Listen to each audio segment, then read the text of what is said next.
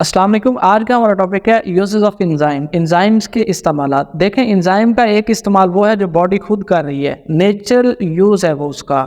लेकिन हम आर्टिफिशियली हम उनको बॉडी से निकाल के एंजाइम यानी कि वो प्रोटीन होती हैं उनको हम इंडस्ट्रीज़ में इस्तेमाल करते हैं। उनका वही काम जो वो बॉडी के अंदर कर रहे हैं हम बाहर किसी फैक्ट्री में, इंडस्ट्री में उनको इस्तेमाल करते हैं, और उसके बारे में आज हम पढ़ने जा रहे हैं।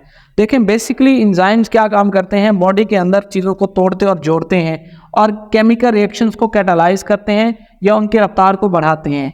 अब उनकी ये नेचर को हम इंडस्ट्रीज़ में इस्तेमाल करके कुछ मकासद हासिल करते हैं। कम्प्लेक्स मालिक्यूल्स को तोड़ के सिंपल मालिक्यूल हासिल करते हैं और वो सिंपल मालिक्यूल्स का आगे इस्तेमाल होता है, उसके बारे में हम पढ़ रहे हैं। यूजेस ऑफ एंजाइम में क्या है, enzyme are used in different industries for fast chemical reactions. बहुत सारी इंडस्ट्री में एंजाइम का इस्तेमाल किया जाता है केमिकल रिएक्शंस की रफ्तार को बढ़ाने के लिए। कौन कौन सी इंडस्ट्री हैं? फूड इंडस्ट्री है, हमारी खुराक की इंडस्ट्री हो गई, ब्रेविंग इंडस्ट्री है, मशरूबात की इंडस्ट्री हो गई, पेपर इंडस्ट्री है, और आप किताबें वर्के बनाने वाली जो इंडस्ट्री है पेपर बनाने वाली, उसमें हम इसको इस्तेमाल करते हैं। बायोलॉजिकल डिटर्जेंट की इंडस्ट्री है, उसमें भी हम इसको इस्तेमाल करते हैं। ठीक है, तो बायोलॉजिकल डिटर्जेंट क्या होते हैं इसके बारे में बात करेंगे। तो सबसे पहले हम बात करेंगे फूड इंडस्ट्री में कि एंजाइम, कुछ एंजाइम ऐसे होते हैं बच्चों जो enzymes break starch into simple sugar, जो एंजाइम स्टार्च को सिंपल शुगर में तोड़ते हैं। Are used in the production of white bread and buns.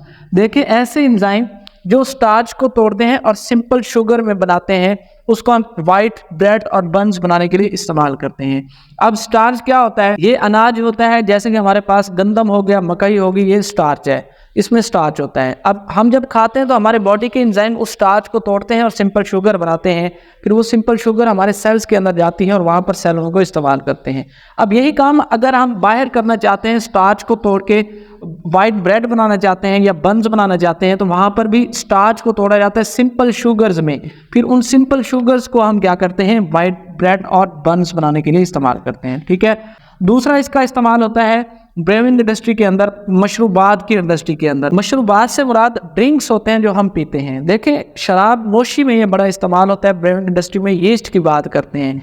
शराब एक अल्कोहल होती है। यीस्ट क्या करता है, जब हम यीस्ट को स्टार्च में छोड़ देते हैं तो वो अल्कोहलिक फर्मेंटेशन करता है, यानी कि फर्मेंटेशन एक एनारोबिक रेस्पिरेशन होती है। वो ग्लूकोज को अपनी खुराक बना लेता है, लेकिन उस एनारोबिक रेस्पिरेशन के नतीजे में दो चीज़ें बनती हैं, एक कार्बन डाइऑक्साइड गैस और दूसरा अल्कोहल।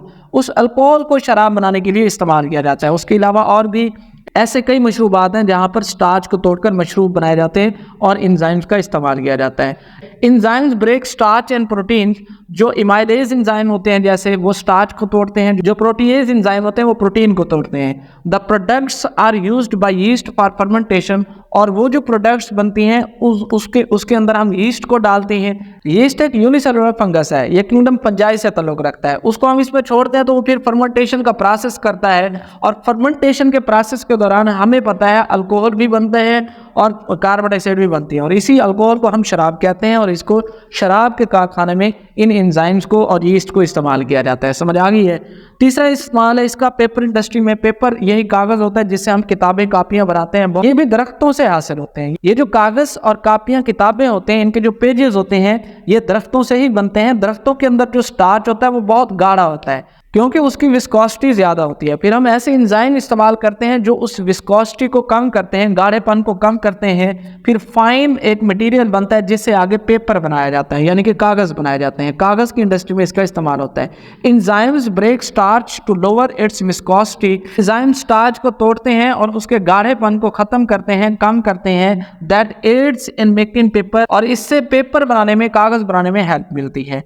फिर कुछ एंजाइम ऐसे होते हैं जो बायोलॉजिकल डिटर्जेंट्स में इस्तेमाल होते हैं, जैसे कि प्रोटीएज एंजाइम हो गए और इमाइलेज एंजाइम हो गए। देखिए, प्रोटीन्स ऐसे धब्बे बन जाते हैं कपड़ों के ऊपर जो प्रोटीन के धब्बे होते हैं, या फिर बर्तन के ऊपर कार्बोहाइड्रेट्स के धब्बे होते हैं जिनको धोने में मसला बनता है। तो फिर हम उस सर्फ के अंदर और उस वॉशिंग मटेरियल्स के अंदर ये एंजाइम डाल देते हैं। ये उस प्रोटीन के ऊपर एक्ट करते हैं, उसको तोड़ते हैं, और फिर उस टूटी हुई प्रोटीन के जो स्मॉलर सब यूनिट्स होते हैं उनको वहाँ से वॉश करने में हेल्प मिलती है। इसी तरीके से प्रोटीएज एंजाइम फिर ये क्या करते हैं, removal of protein stains from clothes. ये कपड़ों से प्रोटीन्स के धब्बे रिमूव करने में हेल्प करते हैं, जबकि इमाइलेज एंजाइम डिश वॉशिंग में यूज होता है to remove resistant starch residues, यानी कि स्टार्च के जो रेजिड्यूज होते हैं उनको हटाने के लिए हम इमाइलेज एंजाइम का इस्तेमाल करते हैं।